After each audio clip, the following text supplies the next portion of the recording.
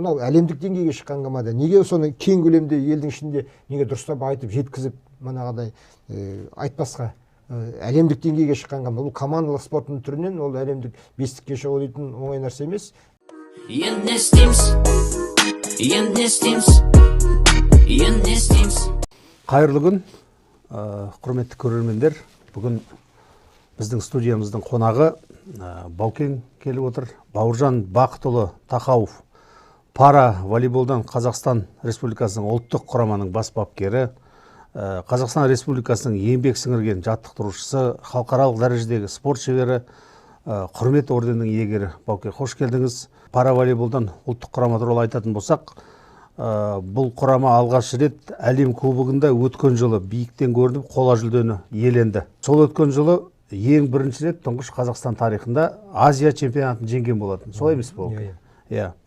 Бүгін енді ақпарат үшін бүгін күні 70-тен аса елде отырып ойнайтын волейбол федерациясы құрылған. Дүниежүзілік рейтинг бойынша Қазақстан құрамасы осы 70-тің ішінде назарларыңызға 5-ші орында тұр. Енді қазіргі мақсат 2028 жылы болатын Паралимпиада ойындарына жолдама алу. Жолдама тек 8 елдің құрамасына берілетіндіктен қазір құрама қызу дайындық үстінде. Солай емес пе?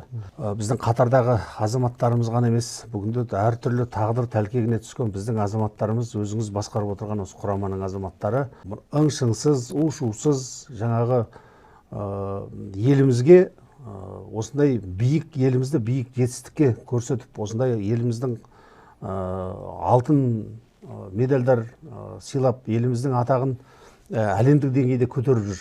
Енді бүгінгі жалпы осы пара волейболдың жалпы ахуалы қандай, жағдайы қандай, осы туралы әңгімелесіп, бүгін бір сырыңызбен бөліссеңіз. Енді екінші қонағымыз осы пара волейбол құрамасының жанашыры, бұл қолдаушысы, қорғаушысы, бұл деген жеңіспен оралған команданы тек қана аэропорттан күтіп алып, фотоға түсу емес, бұның күнделіктегі өмірінде азаматтардың осы құраманың мүшелерінің тілек өтініштеріне әрқашан құлақ асып, оларға қолдау көрсетіп жүрген біздің Ақ Жол партиясының мәжілістегі депутаты Ерубаев Серік Сәрсенұлы келіп отыр. Жаңа бекерден бекер айтқан жоқпын. Осы Ақ Жол партиясының басшыларынан бастап, біздің депутаттардың, басқа депутаттарымызда осы өзіңіздің жаңа өтінішіңізбен, өзіңіздің біздің арамыздағы дәрежеңізбен, өзіңіздің беделіңізбен осы пара волейболдың жарыстарына қалмауға тырысамыз. Өзіміз көріп те жүрміз, бұл бір сондай бір жанкешті, өте сондай жұмыс. Бауыржан аға, сөз сізде. Жалпы осы көзге көп түсе бермейтін, бізде мысалы кеше ғана мына олимпиадада жеңіске жетіп жатқан азаматтардың соған өздерінің қатысы барларын білдіріп, неше түрлі посттар жазылып, жаңағы олимпиаданы жеңген азаматқа неше түрлі сыйлықтар беріліп, осы Қазақстанның шулағанына бір жарты айға таяп қалды. Бірақ сіздер осы көлеңкеде жүріп көп назарға түспей-ақ тура осындай жеңістерге жетіп жатсыздар. Соны бүгін көрермендерге жақсылап айтып берсеңіз. Жаңа ғана олимпиададан неше түрлі айтып жатсыз ғой, жақсы орындар алып жатырмыз. Бұл біздің Қазақстандағы ойын түрлері бар ғой, игровой түрлері бар ойындардың. Соның ішінен жалғыз команда, жалғыз спорт түрінен жалғыз команда дүниежүзілік деңгейге шығып жүрген. Құрамасының бәрі де өзіміздің жергілікті қазақтың ұлдары. Бұлар деген көрсетіп жүрген ерліктерін айтатын болсақ, бағанағы сіз айтып кеттіңіз ғой, Азиядан алған, Европадан, Олимпиададан алған деп. Соны алғандағы қалай жеңіске қалай жеткендерінің бір құрттай презентация жөнінде айтып кетейін. Неге десеңіз, Азия ойындары болған кезде Қытайда болды. Бірінші ойынды Қытай командасымен ойнап, Қытайдың төрінде Қытайдың командасын жеңді. Олимпиада ойындары Францияда болған кезде бірінші ойынды Франциямен ойнап, Францияның командасын Париждің төрінде жеңді. Әлем кубогы Америкада болған кезде Америка командасымен ойнап, екі дүркін Америка командасын жеңді бұлар. Спортшылар біздің қазақтың қаракөз жігіттері сол елдерінде төрлерінде барып жеңді. Ол дейтін енді былай қарағанда үлкен жетістік қой. Біздер ана шетелден бір нелер сатып алып келеміз, легионерлер сатып аламыз. Біздің медаль алуымыз керек дейміз, тағы бір емейміз. Осы кісілерге, осы спорт түріне темірді алтынды тапқан жерден белден қази ма, міне көрінді ма шеті, осыларды қолдау керек деп ойлаймын. Осыларды қолдамай біздер легионерлерге жүгіне бермеу керек деп ойлаймын. Рахмет. Кешірім презентация. Жоқ, ешқандай бүгін осындай еркін әңгіме. Бір өте үлкен сұрақ, бізде осындай жеңіспен оралған азаматтарды бір 2-3 рет күтіп алуға бізде бардық, неге аэропортқа. Сонда барғанда бір акиматтың 1-2 өкілі жаңағы түннің ішінде ұйқыларын қимай оянып бір бұлданып жүрген 1-2 біздің чиновниктарды көресің. Сосын бір бұлданып жүрген, қабақтарын түйіп бір міндет қылып жүрген тағы да бір осыған спорт комитетінің осы өкілетті органдардың мүшелерін көреміз. Бір жүректері жарылып қуанып жатқан жоқ.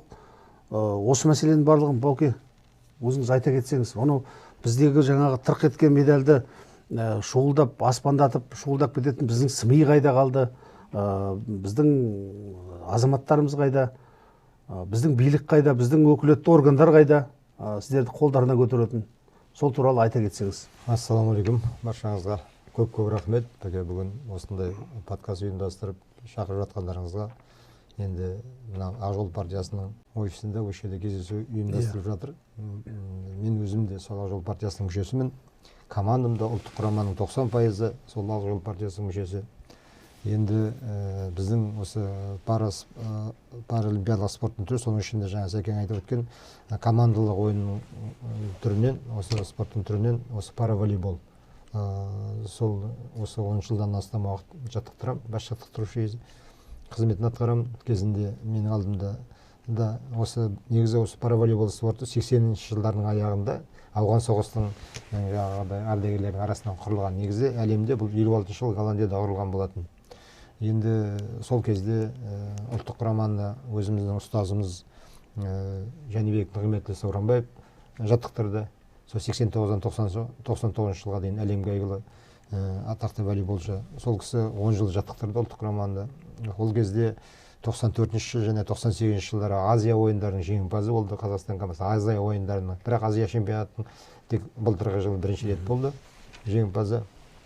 Және де сол негізін қалады сол жігіттер. Енді ол жігіттер енді қазір бүгінгі күні ұлттық құраманың негізін осы Атырау облысының спортшылары құрайды, және Қызылордадан, және де осы Маңғыстау облысынан спортшыларымыз бар. Ұлттық құраманың бүгінгі күні осы Қазақстан бойынша 14 біздің осы федерацияның, параволейбол федерациясының 14 филиалы бар. Әр өңірде жұмыс жасалып жатыр, үлкен жұмыстар жасалып жатыр. Алда жаста сол биылғы жылы жаңа Қытайда өтетін әлем чемпионатына қатысамыз. Соған былтырғы жылы Азия чемпионы алып жаңа лицензия алғанбыз. Және де сол қазан айында Жапонияда өтетін, Нагаяда өтетін Азия ойындарына қатысамыз. Командамыздың жетістігі Аллаға шүкір өте жақсы. Жаңа өзіңіз де айтып отырсыз, әлемдік рейтингте 70-тен астам команданың ішінде бүгінгі күні 5-ші рейтингте тұрмыз. Негізгі мақсатымыз сол келесі 28-де паралимпиада ойындарына Лос-Анджелесте өтетін паралимпиадаға қатысып, содан биік тұғырдан көріну. Сол үшін үлкен жұмыстар жасалады. Бірнеше оқу-жаттығу жиындары өтеді. Әлде бірнеше жарыстарға қатысамыз. Енді сол балаларымызды, спортшыларымызды сол паралимпиадаға дейін кәдімгі травма алғызбай, жаңағыдай барлық жағынан қадағалап отырып, сол биік деңгейге алып шығу, сол үшін үлкен жұмыстар жүріп жатыр. Енді айтатын мәселе, енді бұл жерде енді кеңінен айта отырайық. Мен осы паралимпиадалық спортына 90-шы жылдардың басында келдім, осы спортқа. Сол кезде Қазақстан бойынша 200 мыңнан астам болса, ода 2000-ші жылдары 300 мың болса, бүгінгі күні 800 мыңға жақын, жаңағы 800 мыңнан асады деп айтады. Статистика бойынша мүмкіндігі шектеулі жандар бар, әртүрлі жастағы, әртүрлі санаттағы. Соның бұрын 5-7% болса, бүгін 15-17% балалар деп аталады. Бұл неге көбейіп кетті? Осы да үлкен бір мәселе. Бірақ енді сол балаларды сол өзінің таңдаған спорт арқылы жаңағыдай денелерін шынықтырып, сол балдарды бір қоғамның бір белсенді мүшесі ретінде ортаға қосу негізгі мақсат. Өзінің таңдаған спорт арқылы. сол енді параволейболға негізден аяғынан зақым алған балалар келеді. Енді отырып ойнайды, жаңағы правиласында өзінің тәртібінде. Былай классикалық волейболмен екеуі бірдей. Енді сол балдарды жаңағыдай әлемдік деңгейге дайындау үшін үлкен жұмыстар атқарылады. Бүгінгі күні министрлік тарапынан жаңағы осы үлкен жігіттерге қазір қаржы бөлініп жатыр.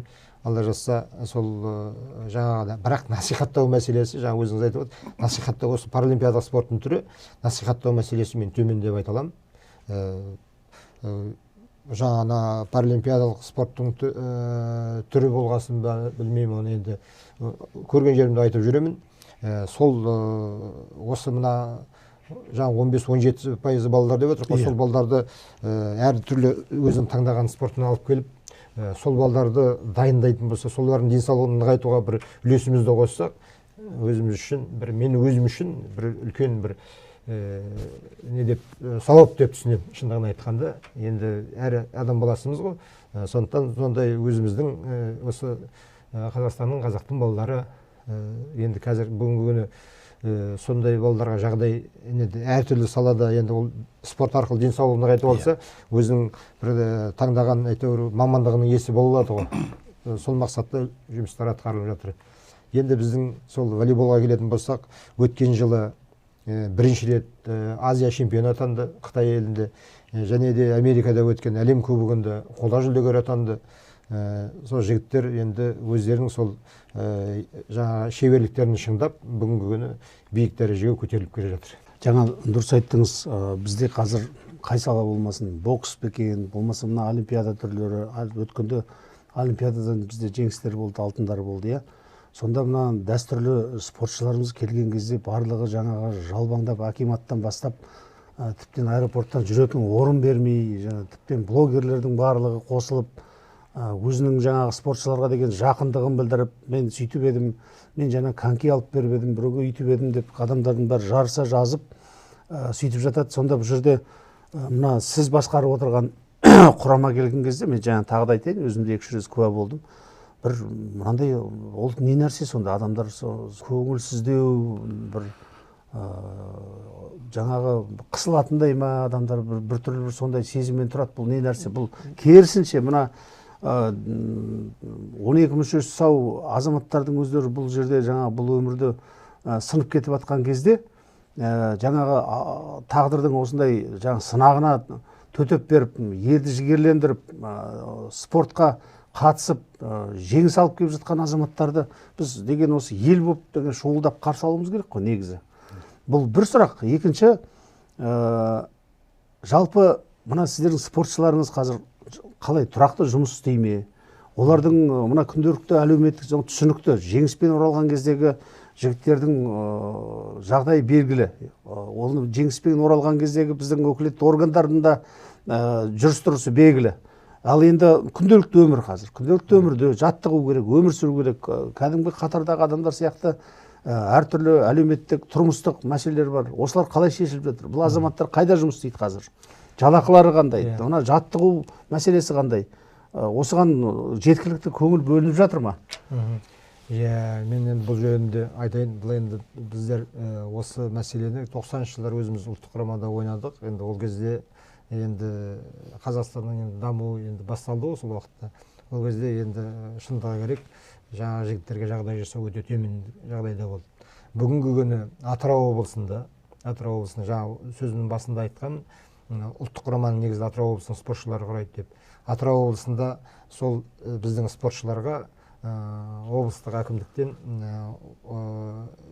жағдай жасалып отыр. Серік Жамбыл облыс әкімі сол өткен жылы сол біздің жігіттердің жаңа айлықтарын көтеріп беруге тапсырмай беріп облыс спорт басқармасына өз алдымызда бөлек жаңа конкурс арқылы, тендер арқылы сол біздің федерацияға жаңа конкурсқа түсіп, біздің жігіттердің бүгінгі еңбек ақысы көтерілді. Ол бір енді ол тек бір облыста ғана да, енді басқа облыстарда ұлттық құраманың спортшылары бар ғой, олар да көтерілу керек. Сондықтан сол әр облыста осы мәселе көтерілсе, сол жігіттерге жағдай жасалса, жаңағыдай келісім шартпен, жаңағыдай еңбек ақыларын көтеріп, олар енді шындығы керек, мына кәсіпқой спортшы ретінде бұлар күніне 4 сағат 5 сағат жұмыс жасайды. Үйлерін көрмей оқып жаттығу жиынында жүреді. Олар кеткенде отбасын бәрін асырау керек, балаларының бар, олардың бәріне жағдай жасалу керек. Сондықтан соларға баспана мәселесінде жаңағыдай бір мықты бір кәсіпкерлер болса, сол жігіттерге келіп қолдап бір көтеріп жіберуге, енді елдің атын шығарып жүрген азаматтар ғой. Соларға бір жағдай жасалып кетсе өте жақсы болар еді, шындығы керек. Сол бүгінгі күні сол әр өңірде жаңағыдай бүгінгі күні осы президенттің тапсырмасымен инклюзивный мына спорт кешендер салынып жатыр.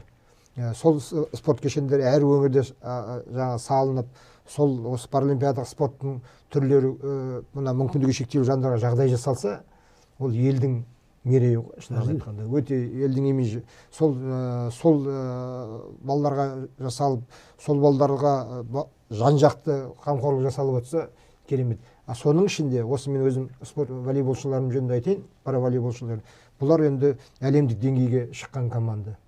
Жаңа айтып отырсыз, насихаттау мәселесі өте төмен. Мен оны ашық түрде айтайын, насихаттау мәселесі осы спорт айтылады, тек бір барға жарысқа барып келгенде ұтты болды. Неге соны бір елдің мынау әлемдік деңгейге шыққан команда, неге соны кең көлемде елдің ішінде неге дұрыстап айтып жеткізіп манағыдай айтпасқа әлемдік деңгейге шыққан команда. Бұл командалық спорттың түрінен ол әлемдік бестікке шығу дейтін оңай нәрсе емес. Бүгінгі күні сол жігіттер өздерінің сол еңбегінің арқасында күніне 4 сағат 5 сағат жұмысының арқасында сол нәрсеге жетіп жатыр. Сондықтан осы мәселе жөнінде сол әр өңірде, әр жаңағы Қазақстанның әр облысында осындай спорт кешендер салынып жатыр қазір. Сол жерде осы паралимпиадалық спорттың түрі осы параволейболды дамытуға жан-жақты жаңағыдай жағдай жасалса. Енді келесі сұрақ Сәрсенұлы сізге мынау осы параволейбол спортына сіздің назарыңызды бұруға жалпы не себеп болды? Осы спортшылармен таныстығыңыз қалай басталды?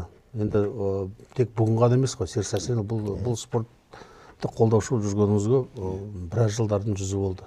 Жалпы сол туралы айтып берсеңіз, сосын заң шығарушы орган ретінде, мәжіліс депутаты ретінде өзіңіздің жалпы осы бір түйген ойларыңыз бар ма? Сол туралы айтсаңыз. Рахмет.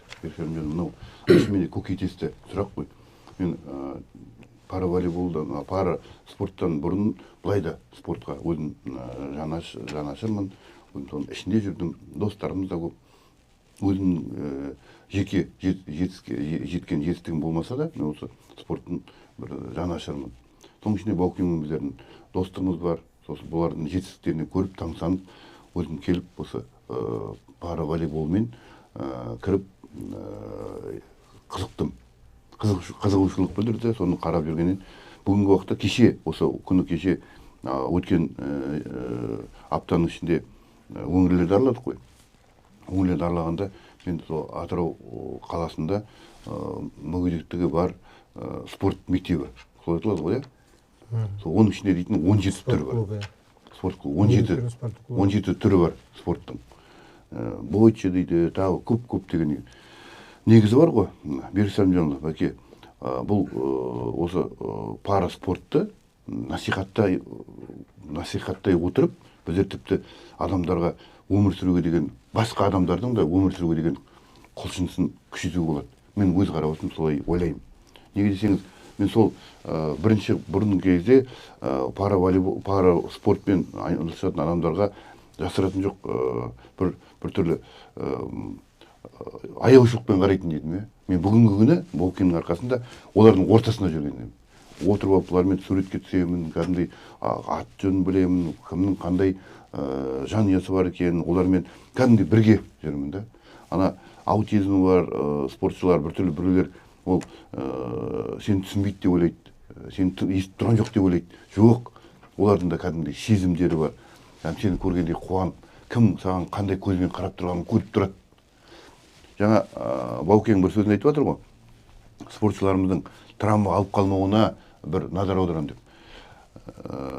Мына традиционный спорттар бар ғой, олар манағы травма алып қалмауына жұмсалады. Бұлар бірінші ішіндегі жарасын, сосын сыртындағы жарасын, содан кейін барып травма тағы да алып қалмау үшін соны ойлайды ғой. Жүріп тұрудың өзі дейтін оңай емес қой. Мен кейде өзім бір жерге бір ерініп отырған кезде, бір ұйқым келіп отырған кезде, осы азаматтардың Баукең досымды есіме түсіремін да, осы азаматтар сол қиындықтың бәрін жеңіп барып жүр ғой.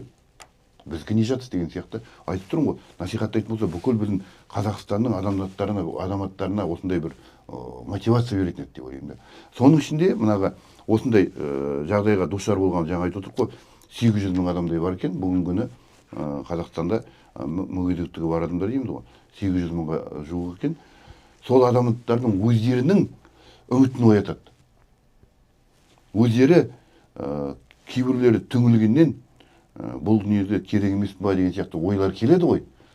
Мына спортқа барып өздері қимылдап шет жағасын бір жеңілістің дәмін тата бастағанда, олар өздерін бұл дүниеде артық адам емеспін, мен бұл дүниеге керек екенмін деп өздері бірінші оянады. Басқа да өзінің сондай азаматтарға үлкен мотивация береді. Сондықтан бір мен ойлаймын, насихатты осы жерден бастау керек деп ойлаймын да. Осы жерде қосымша айтайын, әке баяғы кеңес одағында Маристі айтатын еді ғой. Жаңағыдай бір аяқтан үлесу жөнінде. Енді қазір бүгінгі күні осы мына бейбіт заманда мына біздің жігіттер сол аяқтан, бір аяқтан, екі аяқтан жаңағы жоқ жігіттер бар ғой. Сол жігіттерде бүгінгі күні талай адамға, былай айтқанда, үлгіде өздерін жеңіп, одан қалды сол әлемдік деңгейде елдің намысын қорғап жүргенде. Соны айтып отырған. Бірінші келгенде Бауке, қазір үйреніп қалдым ғой енді. Бірінші сіздердің ойындарыңыз келгенде ойын алаңының шетінде протездер жатады. Біреуінің кроссовкасы түсіп қалған, біреуінікі орында тұр, протездер жатады. Сонда бірінші көргенде көзге жағымсыз көрінеді. Жаңа аэропорттан қарсы алғанда деп айттың, сондай болып көрінеді. Қазіргі уақытта айтып тұрмын, мен үйреніп кеткенмін. Ішінде достарымыз солай жүрді. Сондықтан айтып тұрмын ғой, сол ана картинаны көргеннен кейін мен өз қарабасым, осыдан бұлар Америкаға ұшады. 10 сағат па 12 сағат ұшасыңдар. Ұшақтың ішінде әрі-бері жүруі, бетін жуып келуі деген сияқты, тағдан отыруы, жаңағы протездерін тағу, кию, соның өзі дейтін қандай еңбек ойлап көрсе. 12 мүшесі сау адам, осы жерін 2 сағат ұшам екен, 3 сағат ұшам екен, тар маған. Кейін отырайыншы деп, мен сырт киімді астқа тасылмайыншы деп қиналып отырады. Бұл кісілердің ерлік ішінен енді, Бәке.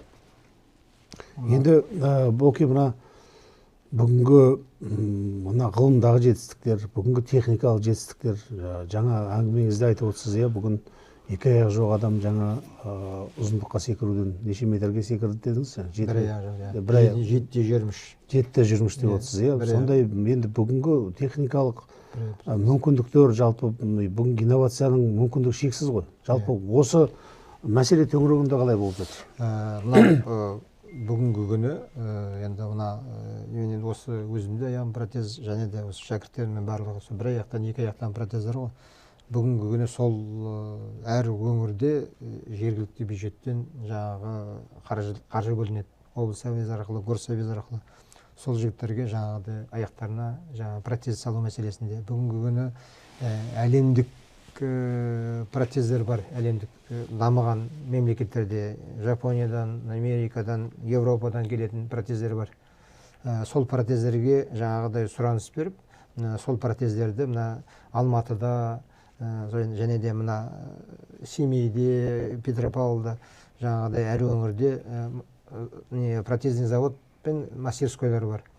Сол жерден сол протездерді сондай жаңағы жігіттерге жақсы протездер жасалса, жаңағыдай менің өзім сұрап отқаным, сол жігіттер енді әлемдік жарысқа шыққан уақытта жаңағы қиналмағанын жақсы көреміз.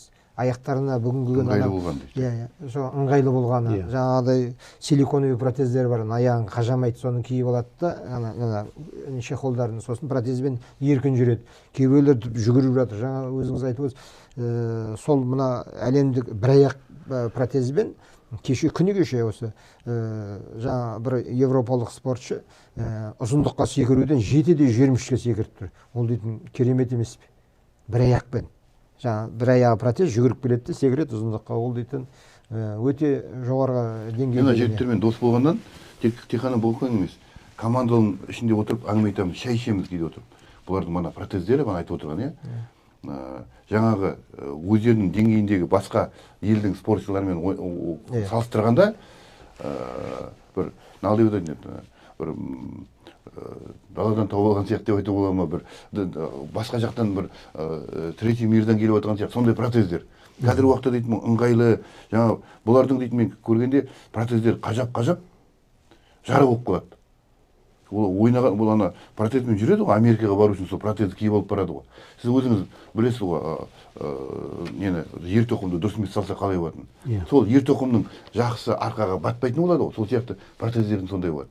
Бұл протездер, олар барғаннан кейін ол сияқты Америкаға аэропорттан қарсы болады, ана неге барады сөйтіп жүрген кезде аяқтарды протез қажаған жерлер жара болып қанап жатады.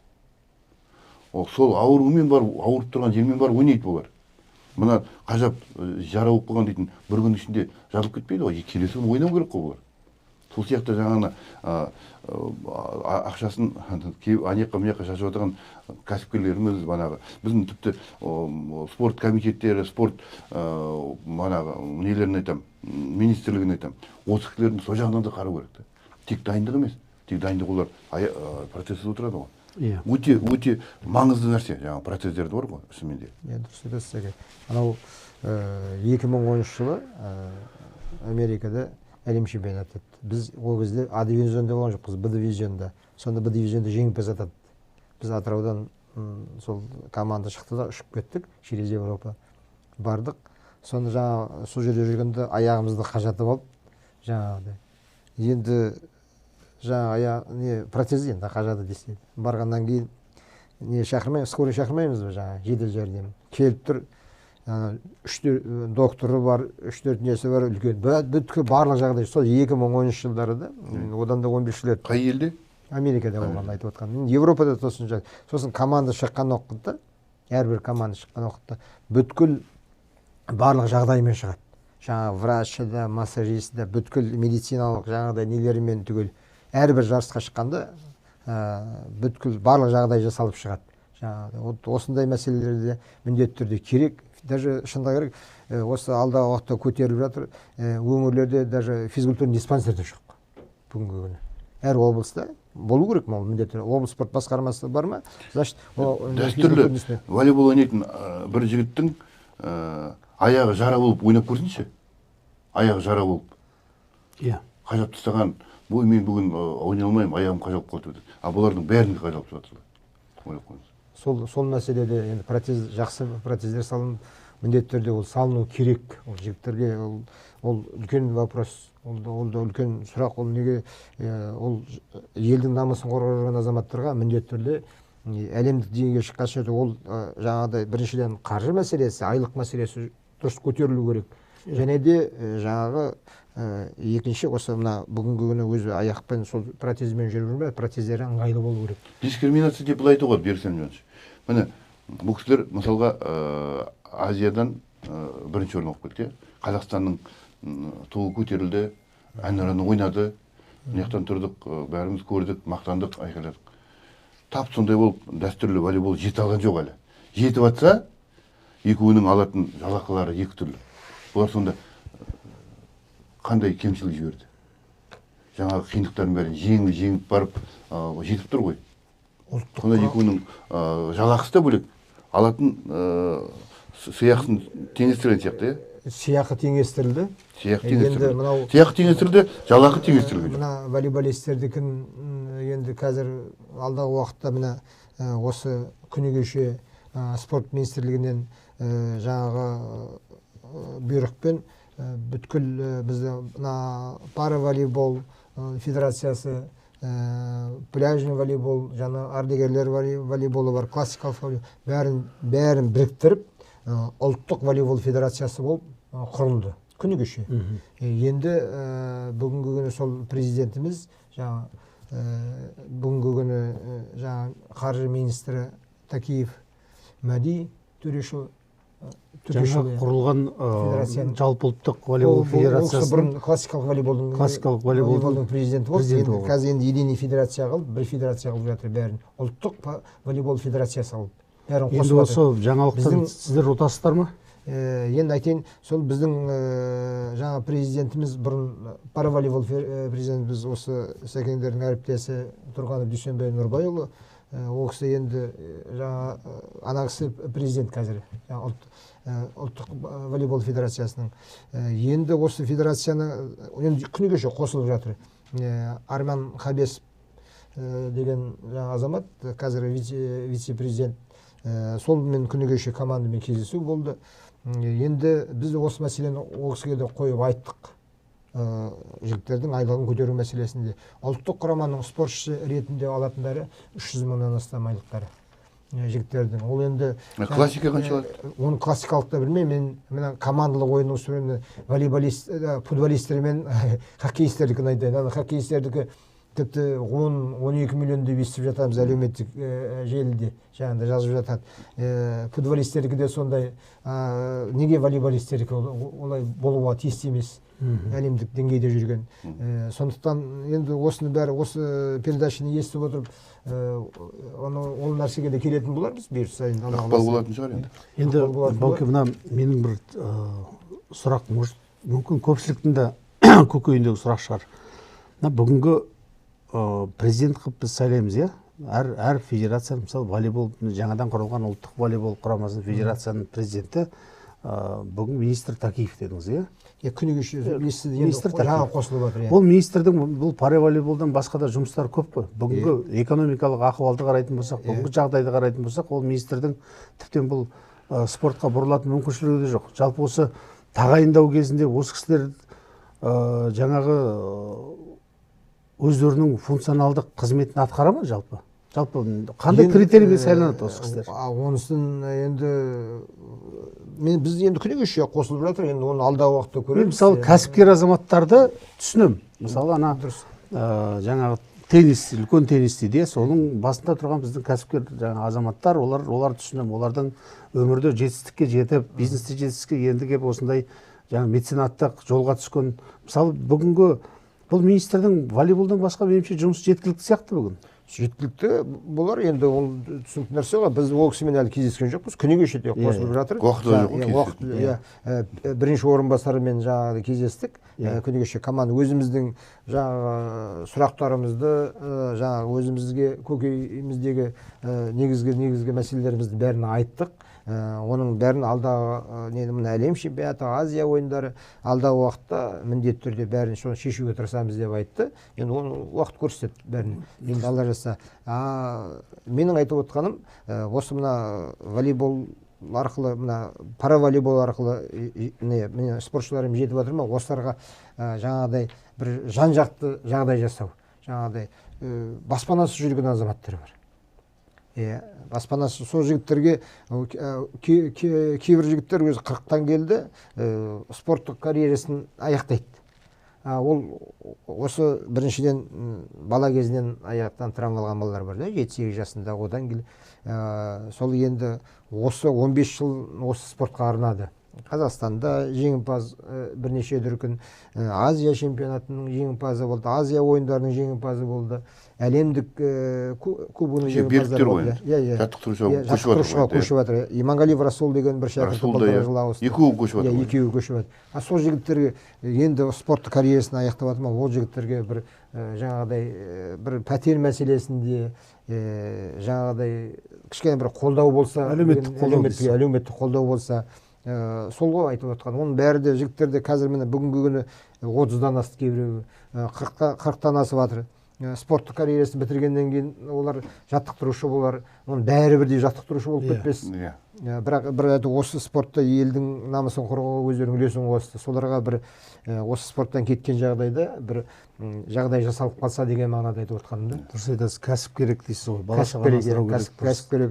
Мынау кәсіпкер осыны сіздің передачаны пайдаланып отыр. Елде қазақтың бір жақсы кәсіпкер азаматтар бар болар. Осы жігіттерді неге дұрыстап бір қолдап жібермеске? Ойда тұрған ешқандай артықшылығы жоқ. Өзіміздің қазақтың азаматтары бәрі де.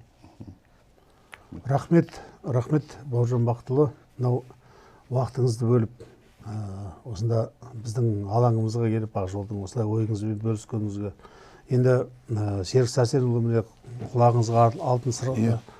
Мынау естіп отырсыз, тек қана бүгін ғана емес, осының ішінде тереңде жүрген азаматсыз, ел болып, жаңағы сіздер болып, біз болып, осы спортқа қолдау көрсетеміз.